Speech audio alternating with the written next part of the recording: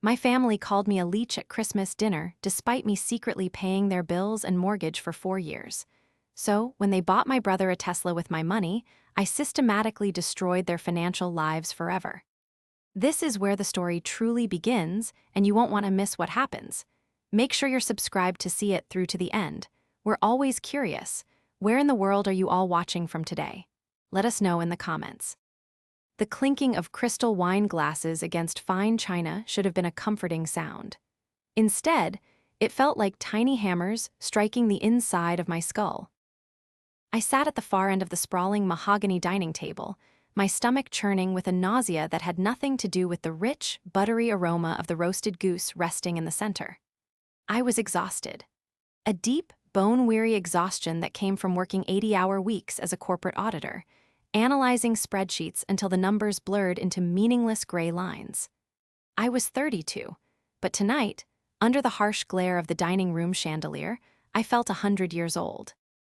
"A toast," Henry announced, rising from his chair at the head of the table. He raised his glass of imported Pinot Noir, a bottle I recognized because my credit card had paid for the case it came from. He looked every bit the distinguished gentleman, his silver hair perfectly styled, his cashmere sweater immaculate. I forced a tight, polite smile, pressing my fingernails into my palms under the table to keep my hands from shaking. I had been fighting off a terrible migraine all day, the kind that makes your vision swim and your temples throb.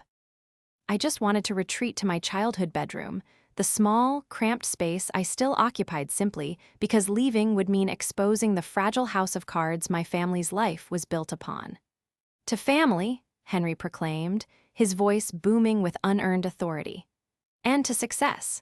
We've had a wonderful year, haven't we, Lydia?" Lydia, seated to his right, offered a radiant, practiced smile. "Oh, simply marvelous, darling. The renovations to the summer house are coming along beautifully." My jaw tightened. The renovations were cosmetic fixes they had insisted upon to keep up appearances with their country club friends, paid for by a line of credit I was frantically trying to manage behind the scenes. "And of course," Henry continued, his gaze shifting to the other side of the table, his eyes softening with an affection he never directed at me, "to our Levi, a true visionary."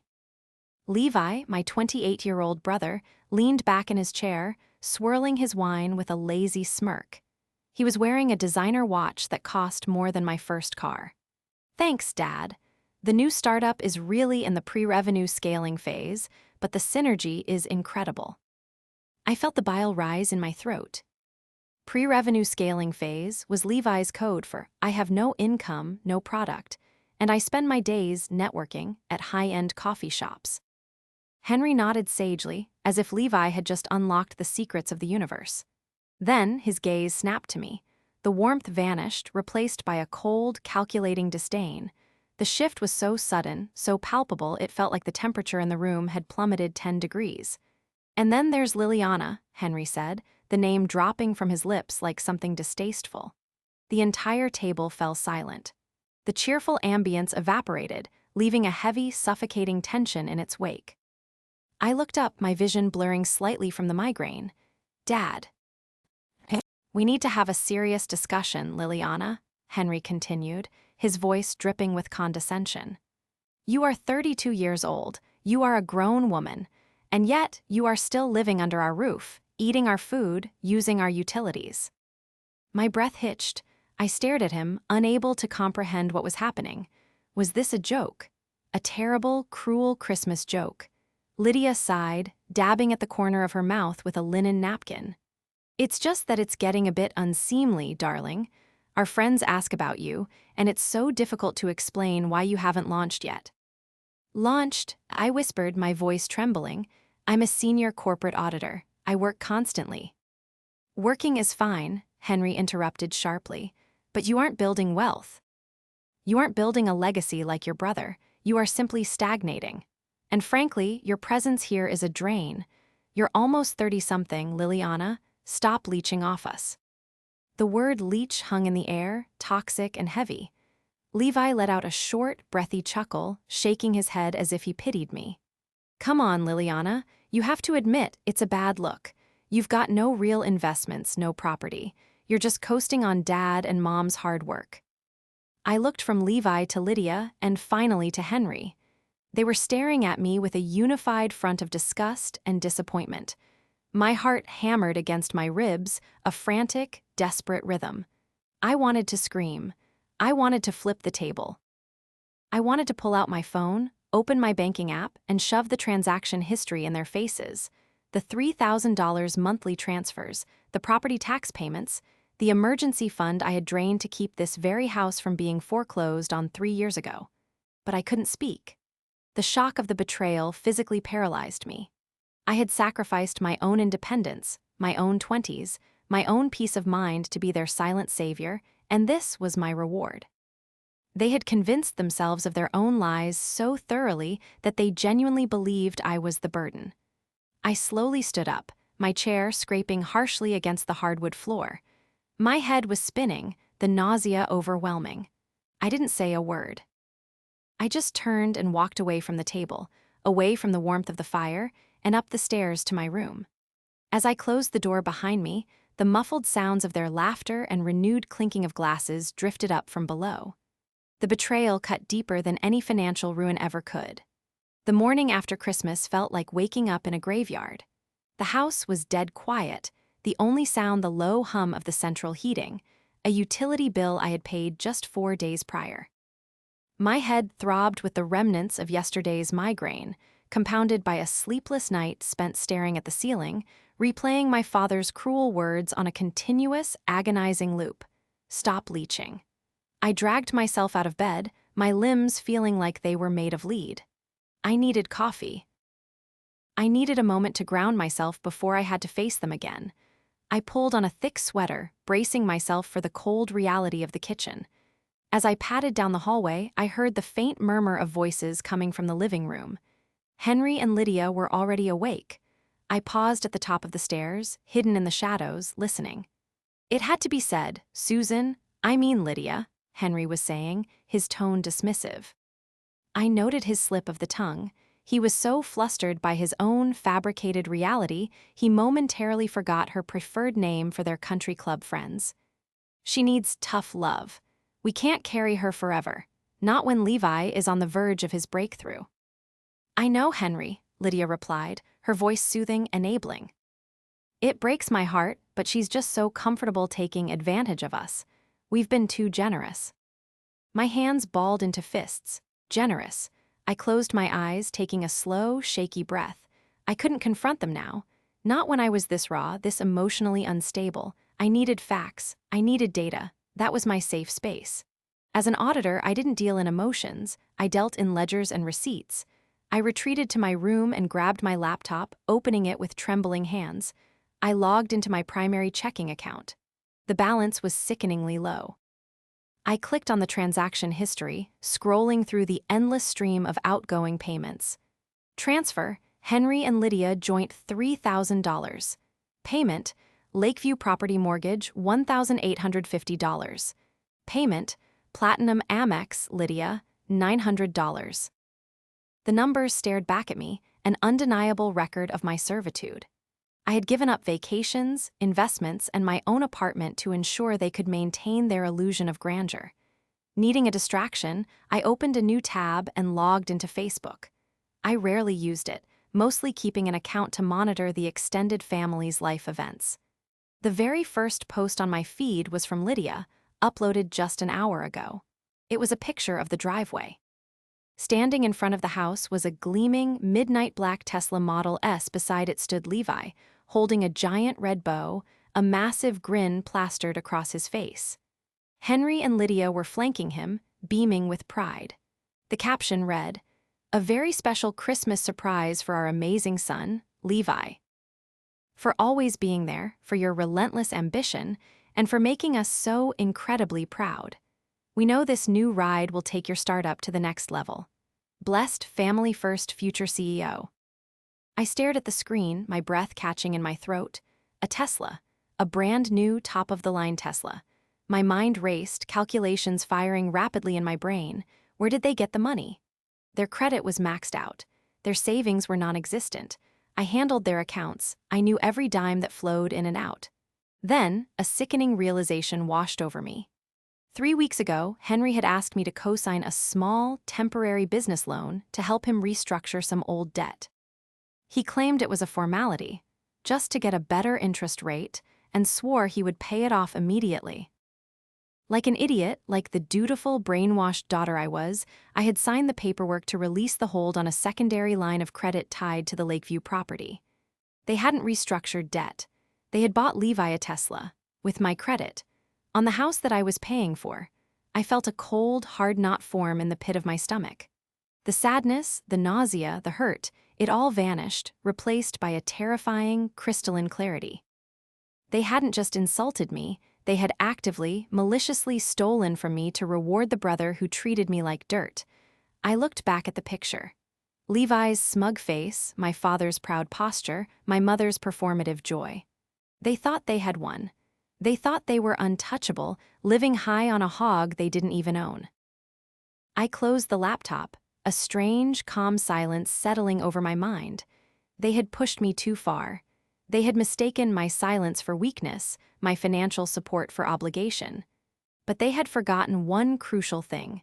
To understand the depth of their delusion, you have to understand how we got here. 4 years ago, the facade almost crumbled. Henry, who had spent his career as a mid-level manager with a penchant for expensive suits and 3 martini lunches, was quietly let go during a corporate restructuring. Instead of downsizing, he decided he was now a consultant. He spent his days playing golf and networking, bringing in absolutely zero income. Lydia, whose entire identity was tied to being a wealthy philanthropist who never actually donated her own money, refused to cut back on her country club memberships or her weekly spa days. The bills piled up. The notices turned red. Finally, the bank threatened to foreclose on the Lakeview property, a beautiful, rustic cabin by the water that had been in Lydia's family for a generation, but which they had mortgaged to the hilt to fund their lifestyle. That was when I stepped in. I had just landed my senior auditor role. I was making good money, finally ready to move out and start my life. But I saw the panic in their eyes. I saw my mother crying over the thought of losing the cabin. So, I made the worst decision of my life. I stayed.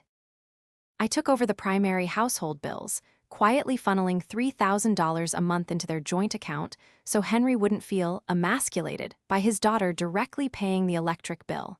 And I saved the Lakeview property. But I wasn't completely naive even then. I refused to just hand over the money for the mortgage. I told them I would pay it, but only if they transferred the deed to my name to protect the asset from Henry's consulting liabilities. They had eagerly agreed, too desperate to care about the legalities, so long as they could still post pictures of their weekend getaways. They had willfully forgotten that detail over the years. They had forgotten that I owned the walls they bragged about. And then there was Levi. Levi was the golden child, the prince who was promised. He was 4 years younger than me, but he operated with the entitlement of a king. He had dropped out of 2 different colleges, claiming the curriculum was stifling his creativity. He bounced from one disastrous idea to the next, a premium dog-walking app, a bespoke cryptocurrency, an artisanal ice cube delivery service. Each failure was spun by Henry and Lydia as a learning experience on his path to inevitable billionaire status. Levi was the true architect of this nightmare. He wasn't just lazy, he was a parasite, and he knew exactly how to play them. Later that afternoon, I finally ventured downstairs. The living room was filled with the smell of fresh pine from the Christmas tree and the sickeningly sweet scent of Lydia's expensive perfume. Levi was sprawled on the expensive leather sofa, tapping away on his brand new iPad, another gift, no doubt. He looked up as I entered, flashing a brilliant, empty smile. He was incredibly handsome, with Henry's strong jaw and Lydia's striking blue eyes, a genetic lottery winner who used his looks as a weapon. "Hey, Liliana," he said, his voice smooth, practically dripping with faux concern. "Feeling better. You looked a little green around the gills last night." "I'm fine, Levi," I said tightly, walking past him toward the kitchen.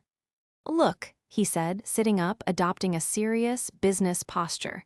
"About what Dad said yesterday, He was harsh, yeah, but you gotta see where he's coming from. You're stagnating, you need a portfolio, you need to leverage your assets. I stopped dead in my tracks. I turned to look at him, my auditor's brain analyzing his every microexpression. He wasn't just regurgitating Henry's talking points, he was the one who had planted them. Leverage my assets. I repeated, my voice dangerously calm. Yeah, Levi said, standing up and walking over to me, clapping a hand on my shoulder. It took everything in me not to violently shove him away. Like, you're making a steady salary, sure, but it's dead money. Now, my new venture. We're talking a 10x return in 6 months. If you were smart, you'd take whatever little savings you have and seed it with me. I'm practically doing you a favor by offering you ground floor equity. He was pitching me. He was wearing a watch bought with my money, standing in a house I paid to heat, having just been gifted a car financed by my credit, and he was trying to con me out of the last few pennies I had left in my own bank account. I looked into his eyes and saw nothing but a bottomless, hungry void. He didn't care about family. He didn't care about our parents' impending ruin. He only cared about his next grift. He was the parasite feeding off the hosts, and he had convinced the hosts that I was the disease. I'll pass, Levi, I said quietly, stepping back from his touch. I prefer my money exactly where I can see it. Levi scoffed, rolling his eyes. Suit yourself, stay broke, but don't come crying to me when the company goes public and I'm flying private. He turned and sauntered out the front door, no doubt to go sit in his new Tesla and take selfies. I watched him leave, the cold, hard knot in my stomach solidifying into something heavier, something unbreakable. It wasn't just about the money anymore.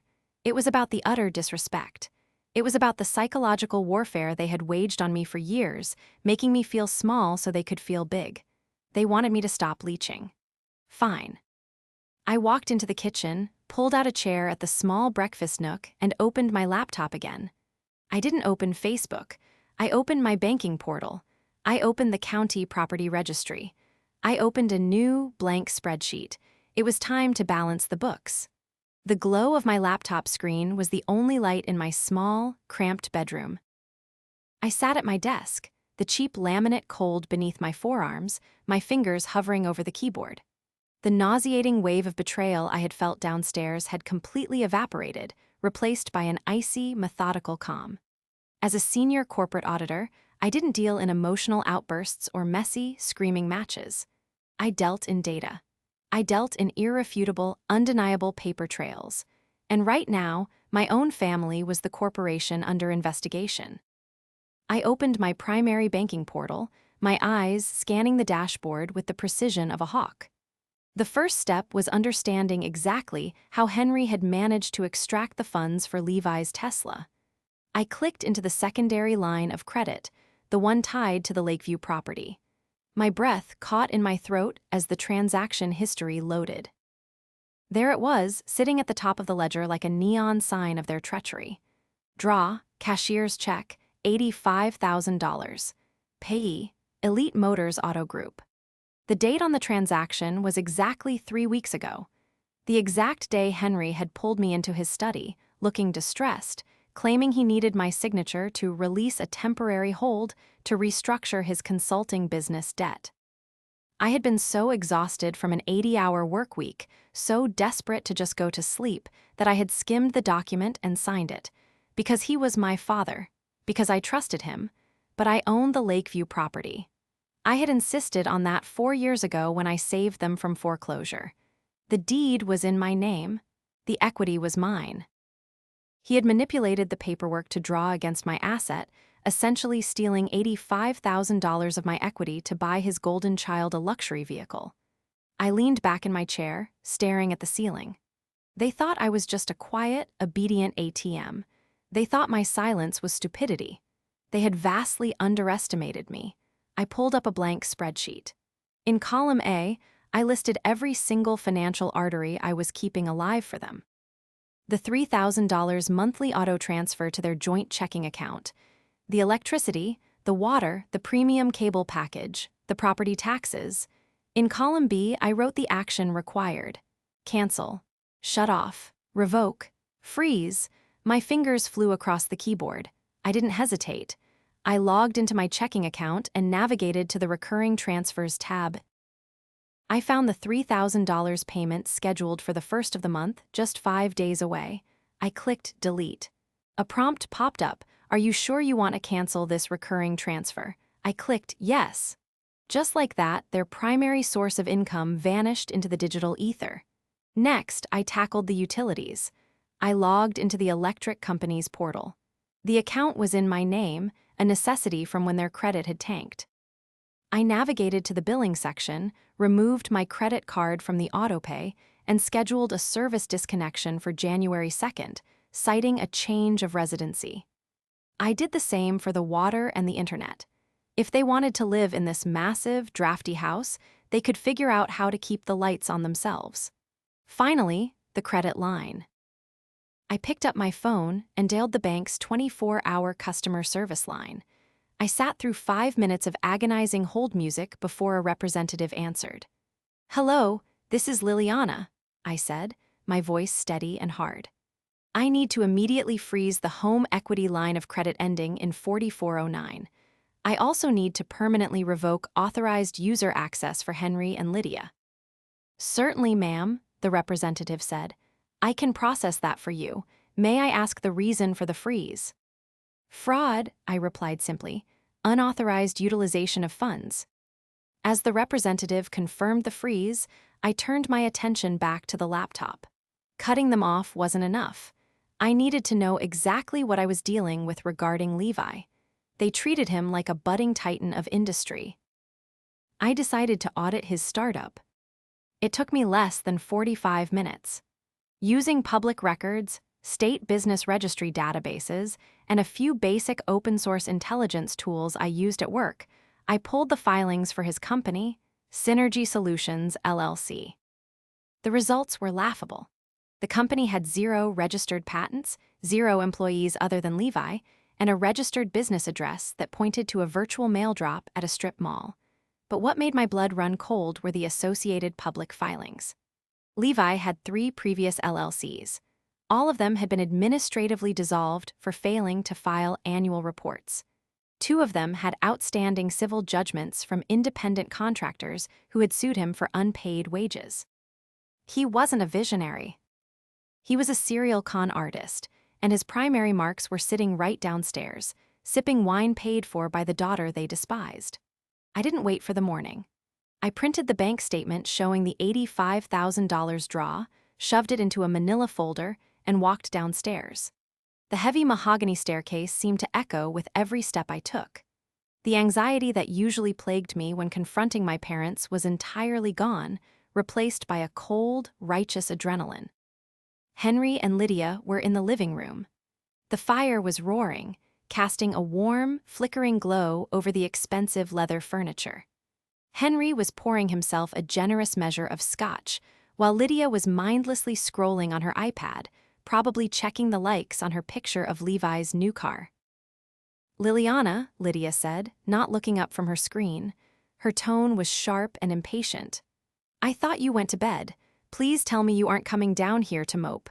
Your father and I have had a long day." "I'm not here to mope, Lydia," I said. Henry paused, the crystal decanter hovering over his glass. He slowly turned to look at me, his eyebrows drawing together in a fierce scowl. "Excuse me, did you just call your mother by her first name? Have you completely lost your mind?"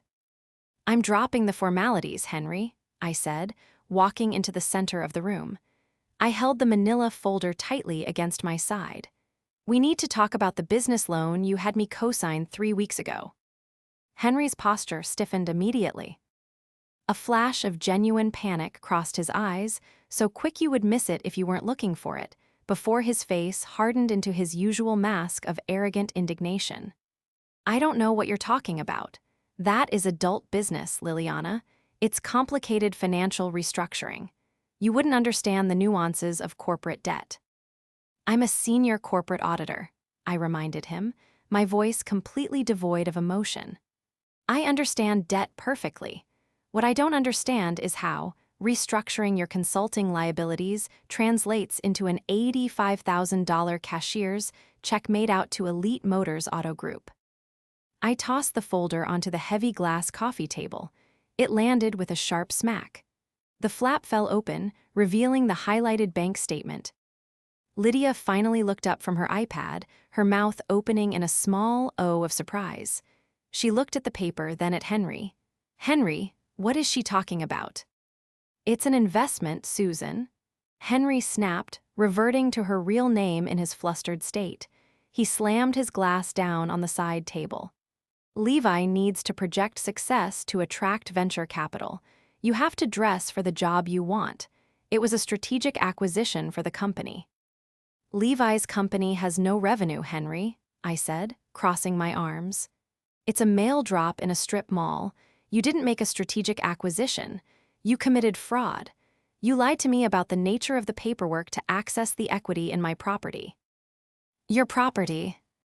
Lydia gasped, clutching the collar of her silk blouse as if I had physically struck her. "How dare you? That is the family cabin. It has been in my family for generations. You are merely holding the title for tax purposes." "I hold the title because I saved it from foreclosure when Henry's consulting business failed to pay the mortgage for 8 months. I shot back, refusing to let her rewrite history. Before Lydia could unleash the tears she was clearly preparing, the heavy oak doors to the living room swung open. Levi strutted in, still wearing his designer coat, twirling the key fob to his new Tesla around his index finger. He took one look at the scene, the papers on the table, Henry's red face, Lydia's theatrics, and let out a loud, obnoxious sigh. "What's going on now?" Levi demanded, stepping up beside Henry and puffing out his chest. "Are you throwing a tantrum because Dad told you the truth at dinner? God, Liliana, you are such a jealous, bitter leech. Can't you just be happy for my success for one single day?" I slowly turned my gaze to my brother. The sheer audacity of the man was almost breathtaking. "Your success?" I asked, my voice dropping to a dangerous whisper. "You mean the car bought with my home equity? Let me make something incredibly clear to all of you, right here, right now. The bank accounts are frozen. The equity line is locked. I have formally revoked all authorized user access." The room plunged into absolute, deafening silence. The only sound was the crackle of the fire. Henry took a step forward, his face turning an alarming shade of purple. "You did what? You can't do that. I have vendors to pay. I have club dues." "You'll have to pay them with your own money, Henry," I said calmly. "Furthermore, the $3,000 monthly transfer from my account to yours has been permanently canceled. The gravy train has officially derailed." Lydia let out a shrill, breathless shriek. $3,000? What transfer? Henry, what is she talking about?" I looked at my mother, genuinely shocked. She didn't know. Henry had been passing off my monthly bailout money as his own income for 4 years, letting her believe he was still a successful provider while actively draining my youth and savings. Henry looked like he was going to vomit. He looked away from Lydia, unable to meet her eyes. Levi, however, stepped right up into my personal space, pointing a manicured finger in my face. His handsome features were twisted into an ugly, vicious sneer. "You think you're so smart, you little bean counter. You have no idea who you're messing with. I have contracts. I have lawyers. I'll sue you for breach of verbal agreement. I'll drag you through court so fast you'll be living on the street." It was such a childish, legally illiterate threat that I actually let out a short, sharp laugh. "Please, Levi, sue me. I would love for the discovery process to rip open your LLCs. But you won't, because you don't have a lawyer. You don't have a business. You don't even have a pot to piss in that I didn't pay for." I turned my back on them and walked toward the stairs. "Oh, and you might want to buy some candles," I called over my shoulder. "The electricity gets shut off on the second." The next 48 hours were a masterclass in psychological warfare. The house was a war zone of slammed doors, hushed, panicked whispers, and desperate denial. Henry and Lydia were firmly entrenched in a state of cognitive dissonance. Instead of facing the reality of their financial ruin, they convinced themselves that I was simply having a hysterical meltdown. They believed that if they just applied enough pressure, I would snap out of it, turn the money back on, and apologized to Levi for being unsupportive. Levi, true to form, tried to assert dominance by being as loud and visible as possible. He revved the Tesla engine in the driveway at odd hours. He walked around the house loudly taking fake phone calls with imaginary investors, tossing around buzzwords like synergy, blockchain, and angel capital. He was trying to intimidate me, to prove that he didn't need my money anyway. It only fueled my determination. I didn't just want to cut them off, I wanted to break the spell entirely. I wanted Lydia and Henry to see exactly what they had traded their daughter's future for. I called in sick to work for 2 days, locking myself in my room with a pot of black coffee and my laptop. I performed a full, aggressive forensic audit on Levi's entire life. I paid for premium background checks. I dug through the darkest corners of the public registry. What I found was staggering. Levi hadn't just failed at business, he had actively defrauded our parents. I traced the routing numbers from Henry's dwindling retirement accounts, the accounts Henry had drained over the last 2 years under the guise of seed funding for Levi. Levi hadn't used a single dime for his business. I found a trail of digital breadcrumbs that linked the LLC's business debit card directly to high-stakes online poker sites, luxury escort services in Las Vegas, and incredibly expensive, non-refundable VIP packages at music festivals. He had blown through over $100,000 of Henry's retirement money on pure, unadulterated hedonism, all while sleeping until noon in his childhood bedroom and calling me a leech. I printed every single document. The bankruptcies, the civil judgments, the itemized debit transactions, the routing traces. I compiled them into 3 thick, heavy binders. On the evening of the second day, they came for me. I was in the kitchen, pouring a glass of water when they marched in. It was a coordinated ambush. Henry looked haggard, the stress of 2 days without his credit cards clearly showing. Lydia looked pale and drawn, her usual perfect makeup slightly smudged. Levi stood behind them, looking incredibly smug, crossing his arms like a bouncer at a cheap nightclub. "Sit down, Liliana," Henry ordered, pointing to the kitchen island. It was his dad voice, the one he used to command respect he hadn't earned. I leaned against the counter, taking a slow sip of water. "I prefer to stand." "What do you want, Henry?" "We are ending this ridiculous tantrum," Lydia declared, her voice trembling with a mixture of anger and fear. "You are tearing this family apart over petty jealousy. Your father is incredibly stressed. His heart can't take this. You will log into your computer right now, you will unfreeze the accounts, and you will apologize to your brother." "She's just jealous, Mom," Levi chimed in, his voice dripping with condescension.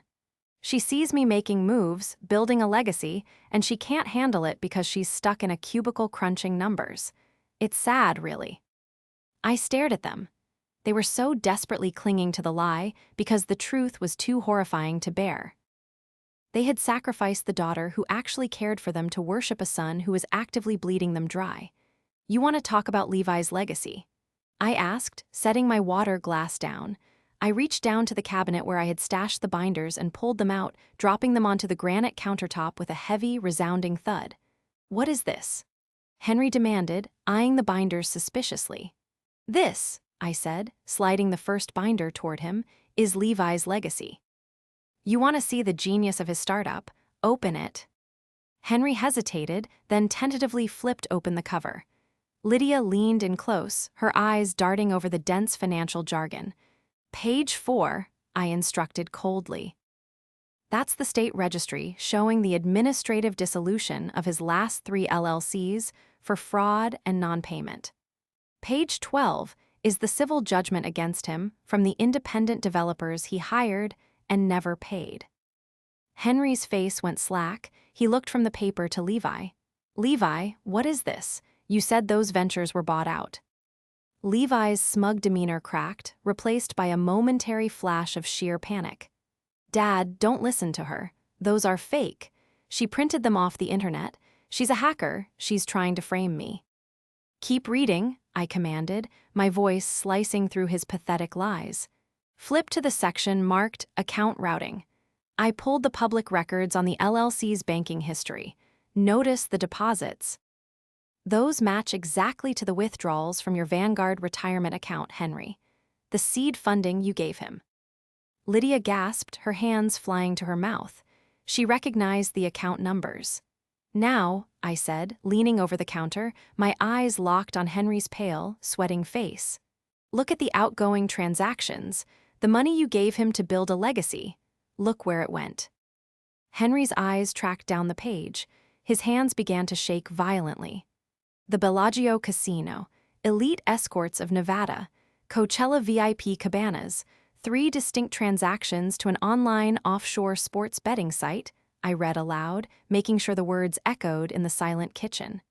He didn't build a business, Henry. He built a lifestyle, on your dime. And when you ran out of money, he had you steal my home equity to buy him a car.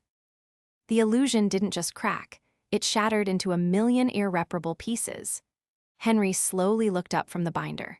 He looked at Levi, not with pride, not with love, but with the dawning, horrifying realization that he had ruined his own life, and tried to ruin mine for a parasite. Despite the apocalyptic revelation in the kitchen, Lydia possessed a terrifying, almost pathological commitment to social appearances. She refused to cancel the annual New Year's Eve family gathering scheduled for the very next night. In her fractured mind, canceling the party would be an admission of defeat, a public broadcast to the extended family that the perfect facade had finally cracked. She spent the entire day frantically cleaning, adjusting floral arrangements, and barking orders at Henry, who moved through the house like a hollowed-out ghost. I watched it all unfold with a detached fascination. I didn't help, but I didn't leave either. I knew what Levi was going to do. He was backed into a corner, his primary financial host suddenly aware of the infection. His only remaining play was to use the sheer weight of our extended family's presence to force Henry and Lydia back into line. He believed that if he performed his role as the golden, successful son in front of aunts, uncles, and cousins, our parents wouldn't dare contradict him or ruin the holiday. By 8 o'clock, the house was packed. Aunt Martha and Uncle Arthur, the wealthy patriarchs of Lydia's side of the family, held court in the living room. Cousins I hadn't seen in months milled about, sipping expensive champagne that I had technically paid for during a grocery run 3 weeks prior. I stood near the edge of the kitchen, nursing a glass of sparkling water, observing the theater. Levi was in his element. He was wearing a tailored velvet blazer, holding a crystal flute, and loudly regaling Uncle Arthur with fabricated tales of his venture capital negotiations. "It's all about synergy, Arthur," Levi proclaimed, his voice carrying easily over the soft jazz playing in the background. "The market is ripe for disruption, and honestly, having the new Tesla, it's not just a car, it's a statement. It tells investors that I'm already operating at a high level of liquidity." Aunt Martha cooed, patting Levi's arm affectionately. "We are just so proud of you, Levi. Aren't we, Lydia? You and Henry must be bursting with joy." Lydia, standing nearby with a frozen, terrified smile plastered across her face, offered a weak, high-pitched laugh. "Oh, yes, bursting." Henry stood by the fireplace, staring into the flames. He hadn't touched his drink. He looked physically ill, the weight of his empty retirement accounts pressing down on his shoulders. At 10 o'clock, Levi decided it was time for his grand finale. He tapped a silver spoon against his champagne glass, the sharp ringing cutting through the chatter. The room slowly quieted down, all eyes turning to the golden child. "If I could just have everyone's attention for a moment," Levi said, flashing his most charismatic, devastating smile. "As we get ready to ring in the new year, I just wanted to take a second to express my profound gratitude. This year has been incredible. The startup is scaling beautifully, the network is expanding, but none of it, and I mean none of it, would have been possible without my amazing parents." He raised his glass toward Henry and Lydia. "Mom, Dad, your belief in me, your, let's call it seed funding, has been the wind beneath my wings, and this beautiful new car in the driveway. It's a symbol of your unwavering support. So, to family, to legacy, and to leaving the dead weight behind in the new year." He locked eyes with me on that final sentence, a smirk playing on his lips. He was daring me. He was publicly humiliating me again, confident that I wouldn't cause a scene in front of Aunt Martha and Uncle Arthur. He was wrong. I didn't yell. I didn't cry. I simply set my glass of water down on the kitchen counter, picked up my laptop, and walked directly into the center of the living room. The large, 80-inch smart TV hung above the fireplace, currently displaying a looping video of a digital Yule log. I pulled a small HDMI cable from my pocket. An auditor always comes prepared, and plugged it directly into the side port, connecting it to my laptop. "Liliana, what on earth are you doing?" Lydia hissed, her eyes wide with panic. "Stop it right now. This is inappropriate." "I think a toast to legacy requires complete transparency, Lydia," I said, my voice projecting clearly across the silent, confused room. I tapped a few keys on my laptop. The Yule log vanished, replaced by the stark, glaring white screen of my compiled spreadsheet and scan documents. "Since Levi is so eager to discuss his startup and his new Tesla," I announced to the room, "I thought our investors, meaning our family, should see the quarterly report." "Liliana, shut it down." Levi barked, dropping his champagne flute onto a side table. He lunged toward me, but Uncle Arthur stepped in his path, holding up a hand. "Hold on a minute, Levi," Uncle Arthur said, adjusting his glasses and squinting at the massive screen. "Let the girl speak." I clicked the first document. It filled the 80-inch screen. "This," I said calmly, "is the cashier's check for $85,000 made out to Elite Motors. It was drawn from a secondary line of credit tied to the Lakeview property. A property that I hold the sole deed to. A line of credit that Henry fraudulently convinced me to release 3 weeks ago under the guise of paying off his own debt."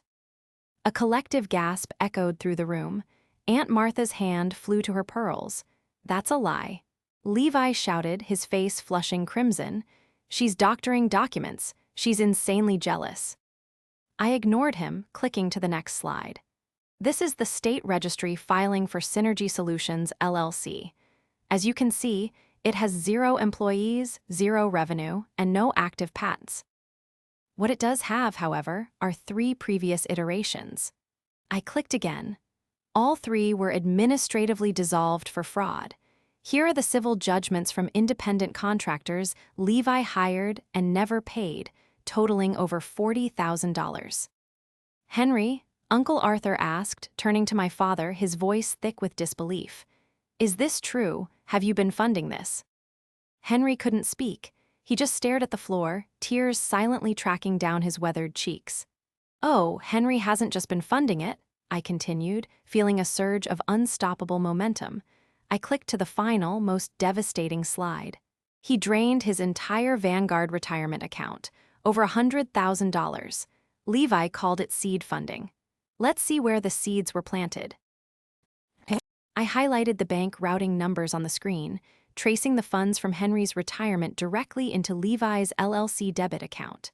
Then, I displayed the itemized expense report.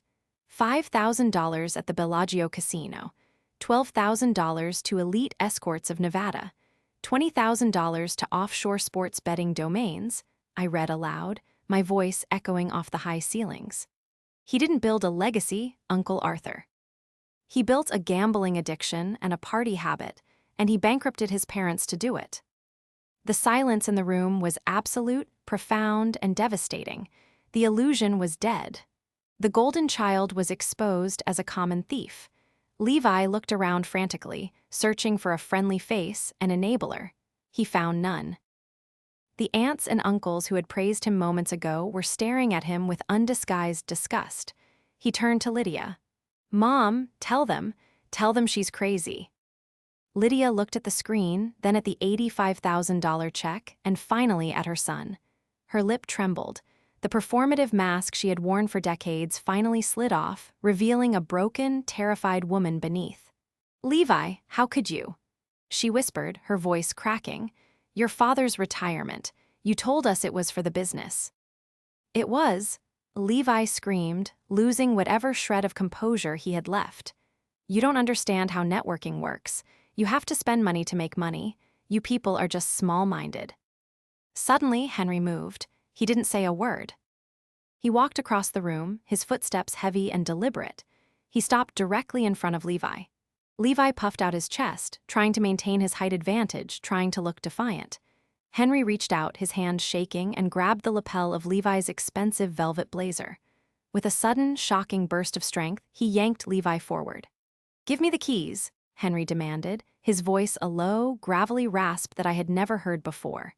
It wasn't his fake, authoritative dad voice. It was the voice of a man who had lost everything and finally found his absolute bottom line.